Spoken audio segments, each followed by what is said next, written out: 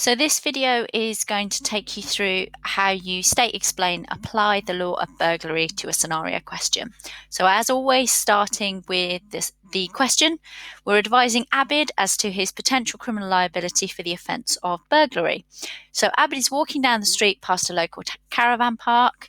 He notices a couple of caravan doors open and realises that the owners are outside and distracted as they're watching their children play. He decides to peer into the caravans and see if there is anything valuable that he can quickly grab.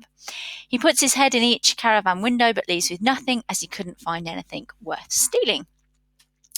So we're going to start by introducing burglary and saying that we can find it under Section 9 of the Theft Act.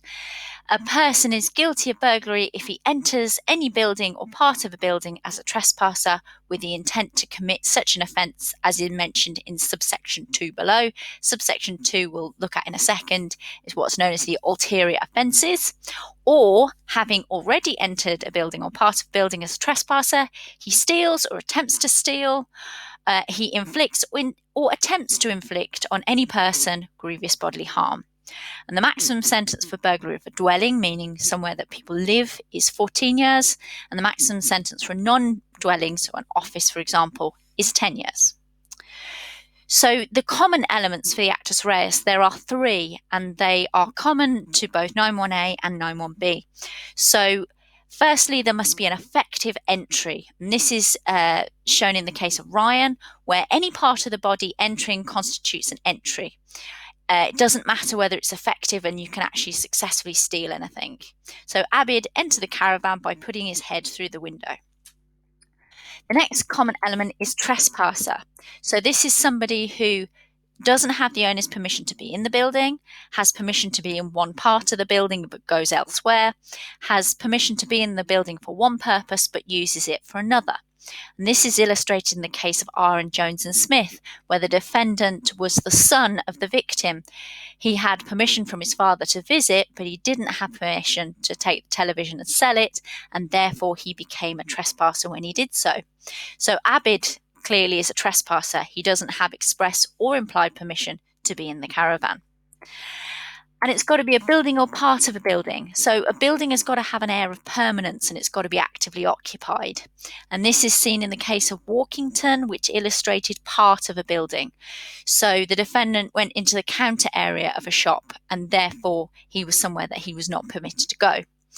In this case, the caravan may or may not be classed as a building because if it has wheels and it doesn't have plumbing, for example, or a permanent water supply, it may not be held to be permanent, but that will be down to the court.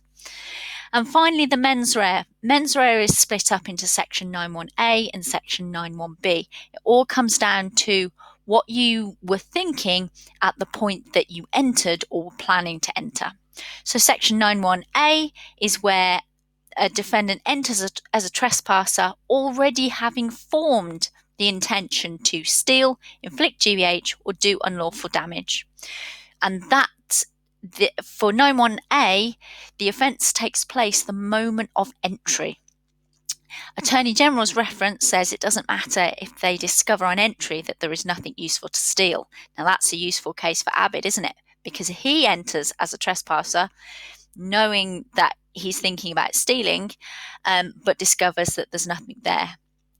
Section 9.1b is the other alternative where the defendant has already entered as a trespasser and having already become a trespasser, he steals or attempts to steal, commits GBH or attempts to commit GBH.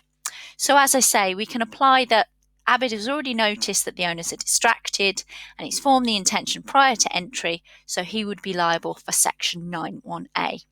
And we can conclude that assuming the court agrees that the caravan is a building, then he is liable for the burglary.